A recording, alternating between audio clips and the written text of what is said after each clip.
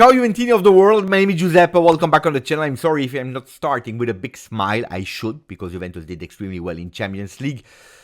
But unfortunately, I am fuming. I am extremely angry. This morning I woke up, I started opening the first pages, the pages in Italy, and I'm extremely angry about the disrespect again against the Bianconeri. Something that I need to take off my chest, so I'm sorry if I will start with that, and then we'll focus on the second part of the video, where we speak about the surprises, the possible surprise of Thiago Motta, because yes, Champions League, but now we need to focus already on Saturday, Juve Napoli, the big game with Antonio Conte and his team, Napoli, that will come in our home, his ex-home. So we have a lot of things to speak about in today's video, so put a maximum of like, continue to subscribe to the channel to make the community bigger and bigger and bigger.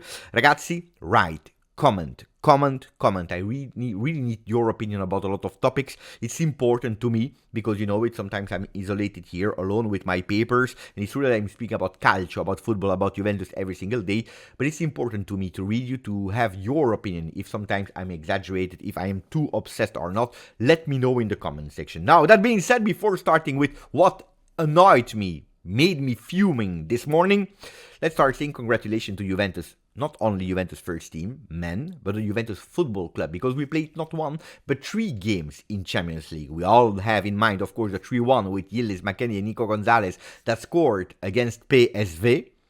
But the same day as Juventus first team, there was also the Youth League that was played with Juventus, again, against PSV, the under-19, that won 1-0 with a goal of Alfonso Montero, the son of Paolo Montero. But yesterday, a fantastic, beautiful game from our Juventus first team women that won 3-1 against a super PSG. PSG, Paris Saint-Germain. Why am I saying super? Because they were clearly favorite for that game. It's the playoff to accede, to go to the knockout stages. Paris Saint-Germain was probably one of the worst ones that we could face. It's a 2-leg game, home and away. We played our home game in our home.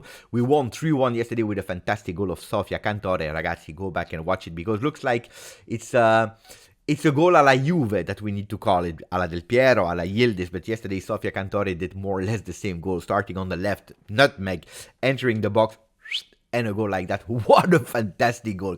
Juve, 3 times Juve, super, a beautiful start in match day 1. We continue today with match day 1 of Champions League. With the other ones, Atalanta will play, the only Italian remaining team that can maybe emulate Juve to do the same, because at the moment Juventus is the only Italian team that won.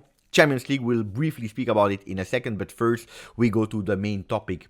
One of the 2 main topics, the one that made me really extremely angry this morning. This morning, you know it, the front pages, we were all expecting them to be about Totò Schillaci, Salvatore Schillaci. I made 2 videos yesterday. One was only dedicated to Salvatore Schillaci.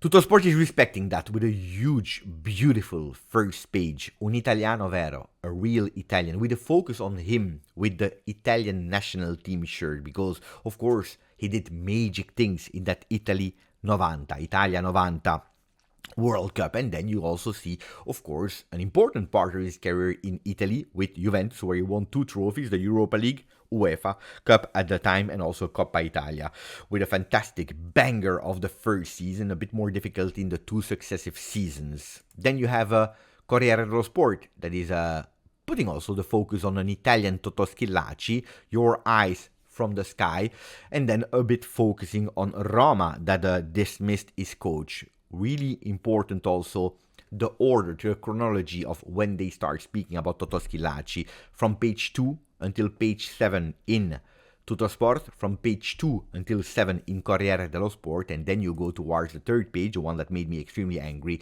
is the one of Gazzetta dello Sport, where the big focus is Inter da grande. Inter is big, is now really big after their 0-0 in the Etihad Stadium against Manchester City. I will come back on Inter, that really a beautiful performance. And then a second focus on Totò Schillaci, il nostro Totò, our Totò.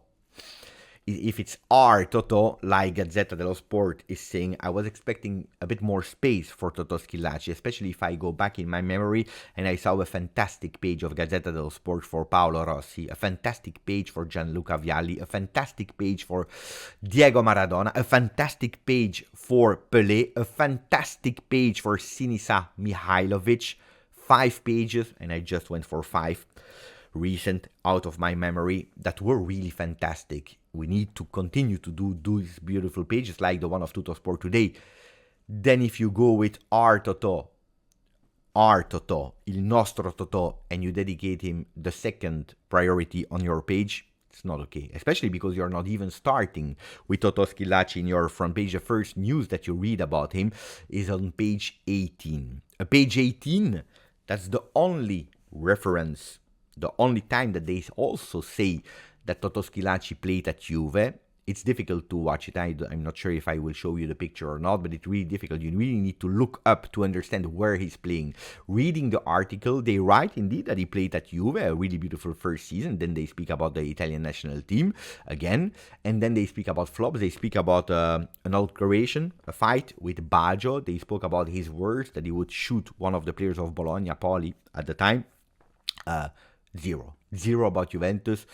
Looks like the only available page in Gazzetta dello Sport to push up their sponsor Inter was that page, the only time that they speak a bit about Juve Totò Schillaci. But you see him with the shirt of Nazionale, the shirt when he played in Japan, the shirt when he's playing at Messina. Then you continue reading double page, which is totally correct about Le Notti Magiche, the World Cup 90, him together with Roberto Baggio. That's a really beautiful page. And then you see the last dedicated pages to Totò Schillaci, one with the shirt of Messina with the interview to Zdenek Zeman, that was his coach back then, and then one of the love for Palermo, his city. Looks like Totò Schillaci never played at Juve, and it's really, really a pity, and I think the disrespect is extremely huge for the man. There is another disrespect of Gazzetta dello Sport that made me extremely angry this morning, this time less important than the disrespect to a man, a great man, an icon of Italian football that just passed away, but still disrespectful. They are speaking already about the duel of Saturday, Juventus against Napoli. What do we see here? A lot of information. We see on one side the team of Juventus 23, 24, 24, 25 with Thiago Motta, and then you see on the other side Conte with a 23-24 Napoli, 24-25 Napoli. What are the titles? The first one is Quanti Cambi, how many changes Juve, where you see 6 potential new starters in that new lineup. On the other side, you see Cambio Modulo, change of formation for Antonio Conte with 6 new potential starting 11 for Antonio Conte. So exactly the same 6 potential starters. If one, they are seeing how many changes. In the other one, they are seeing only the change of formation. But that's not even the worst. The worst is when you are going to that big title. Nuovi acquisti, new signings for Juve, quasi 200 milioni spesi. E squadra giovane, nearly 200 million spent, and a young team. When you are reading the article, this is what they start with, explaining you the 200 million that Juventus, nearly 200 million that Juventus has spent on the transfer market. And then you go to Napoli, what they are saying in big, addio al 4-3-3, goodbye to the 4-3-3. Now it's verticality and with change of position that is continuous, with Kvara that is closer to Lukaku to put Juventus in difficulty. You read the article, they are not even speaking about the money spent of Napoli on the transfer market. So I went on Transfermarkt to understand a bit if yes or no it was correct, if it was not correct, how many Napoli spent, because I remember out of memory that Napoli spent also quite well.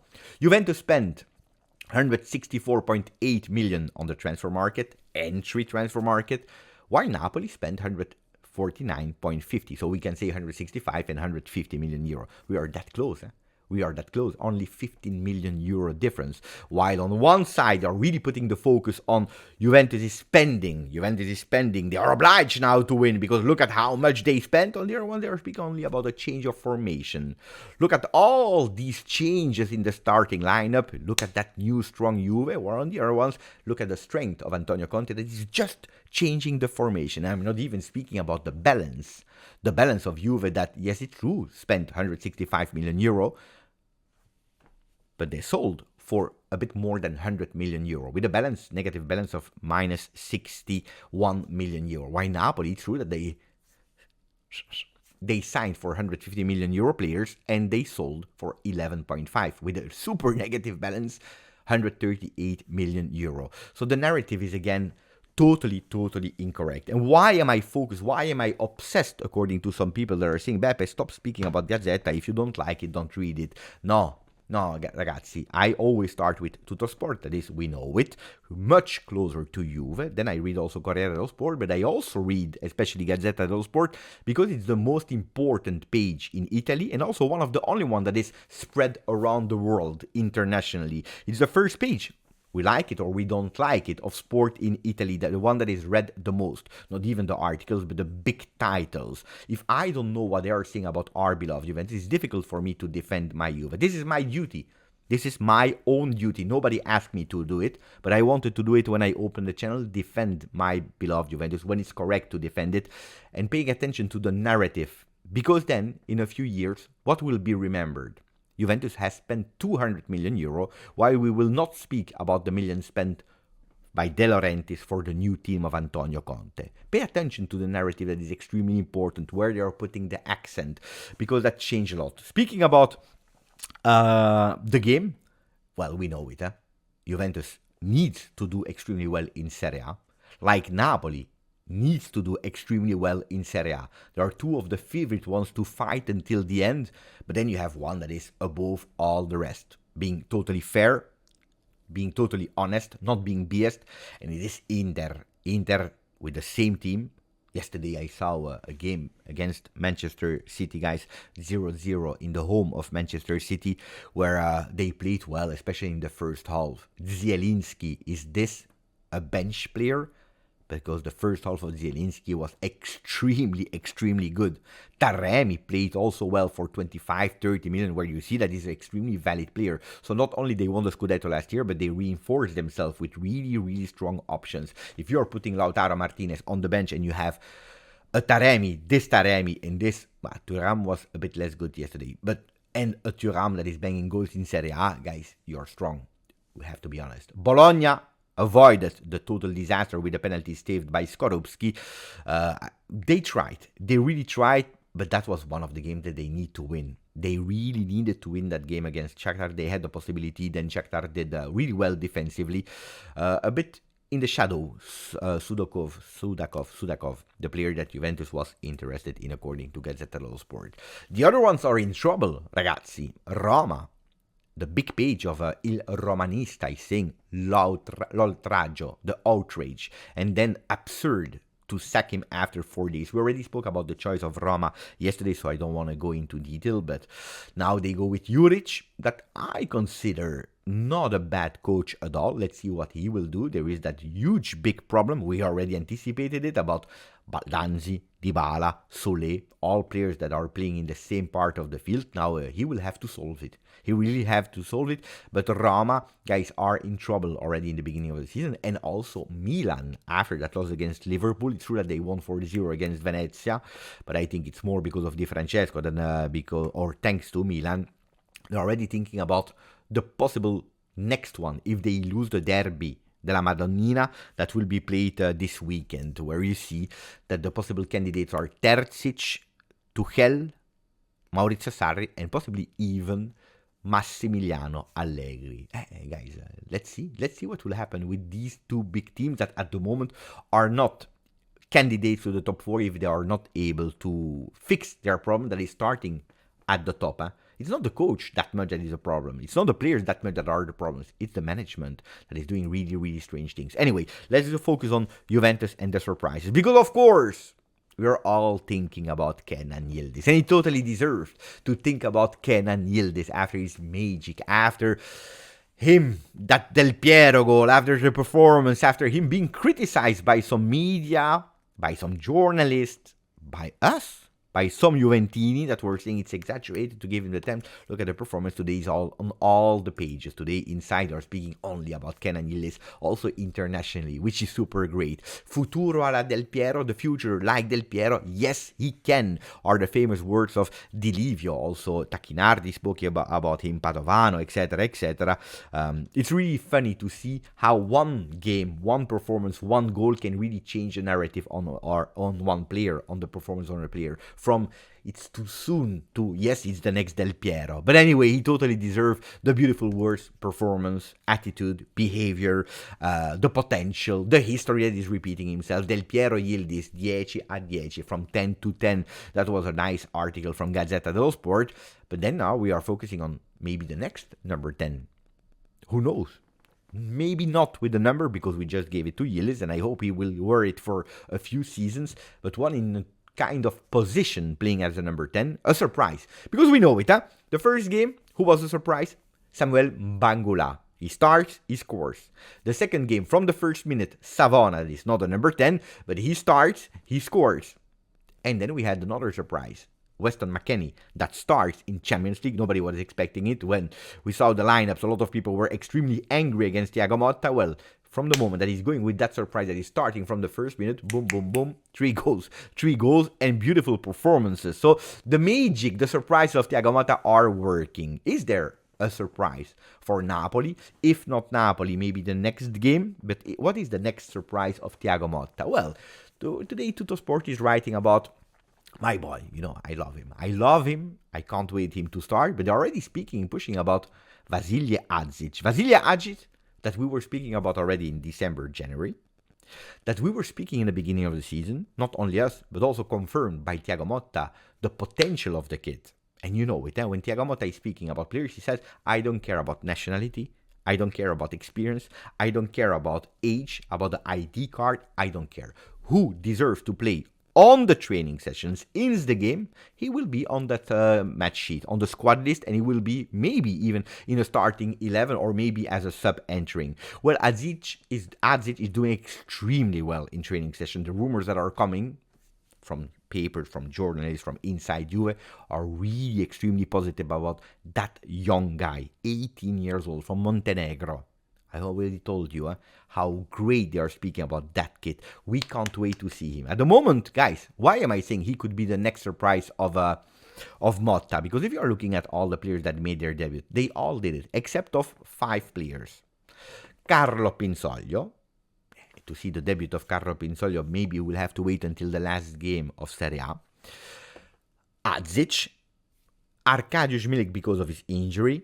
Artur Melo, that at the moment we are not seeing in the pictures, is probably training a bit isolated. Even if he is in the Champions League list, then, guys, the doors are never closed, and you never know what can happen. And then Paul Pogba, that is waiting for the decision of the court. I know that a lot of people are speaking about Pogba. I decided, and you know it, honestly, to not speak about Pogba until the verdict will come out. So the one on that list that is the next one in line is Vasilije Adzic. It is Vasilije Adzic that I can't wait to see. Why also am I thinking about a possible surprise of Thiago Motta in Napoli or the next game? Let's see.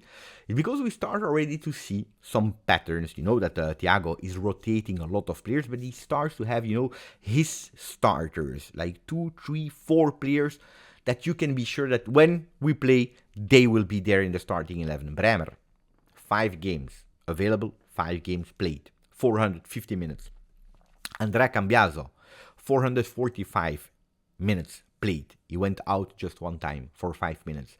Andrea Cambiaso, that last year was the player that was subbed out the most. He was starting every time, but he was always subbed out the most. This season with Thiago Motta, he's never going out. He's playing. That it's on the right back, left back, offensive player on the right side, whatever, but Andrea Cambiaso is playing. Dusan Vlahovic is playing also because there is not a lot of challenge at the moment for Dusan Vlahovic. Federico Gatti is another one that is playing. When he goes out, is for Danilo that is entering the field, taking that captain band. Kenan Yildiz is the next one in line, and then you see Di Gregorio, Locatelli, Bangula, Koopmeiners, and Nicolo Fagioli that are forming that top 10. Well, what is surprising here is that Koopmeiners, that didn't arrive in the first 2 games, he had to wait that game against Roma, is already in the top 10 players of minutes played. Teun Koopmeiners with 225 minutes. Tuttosport today was speaking about the fact that He didn't recuperate at 100% yet because for 2-3 weeks he didn't train with Atalanta and he needs to take it. Now it's already 2 games in a row that he's playing 90 minutes and probably also him needs a bit of rest. If we are looking at Champions League, what can we understand from these changes after the 3-0 of Juve before the 3-1 in the last minutes? Locatelli, Nico Gonzalez and Kenan Yildiz were 3 players that went out at the 57th, 69th and 69th minute, thinking already about Napoli. So we can already have them, I believe, on the field. Locatelli will be there. Essential key men for Thiago Motta in this beginning of the season. The next one that went out quite early was Gatti at the 57th minute. But for Gatti, pay attention because he received a knock and he needs to be monitored day by day by day if he can play or not. So I went with, and that's the last part of the video because it's a long video today, with the possible 11 that can possibly play against Napoli. It's early, it's early and everything can happen. De Gregorio into the goal. Look, if Gatti doesn't make it, I think he will play, but if he doesn't make it, I went for an alternative, Kalulu next to Gleison Bremer. That could be a surprise of Motta with Cambiaso as a left back and Savona back as a right back. That can be possibly the 4 men in defense if Gatti doesn't make it. If Gatti makes it, we go with the same 4 men. Thuram, that we saw twice entering, he was a doubt to start against PSV, could be the starter in that 4-1-4-1 with Locatelli that will play in the midfield, and here we have that possible surprise. Adzic from the start there to surprise Antonio Conte, to give that magic of someone that is working really hard, with Cope Manners maybe in the second half, or a Weston McKennie that can enter. Pay attention. But Adzic, if we go for a surprise, he could be the one that can play. Yildiz went out. Gonzalez went out in Coppa de Campioni. In Champions League, mamma mia, I went back to the 80s. In Champions League, so pay attention for them to start, also with Dusan Vlahovic on top. Guys, that was it. We are really far from the honest, open, predicted lineup, but we start to play with some surprises, with the men that are in form, with the men that Thiago is trusting to start from the beginning. Let me know what you think about the first part, where I really took my time to speak about the narrative that I didn't like at all, and the second part, the surprise. Let me know. Grazie. Forza Juve.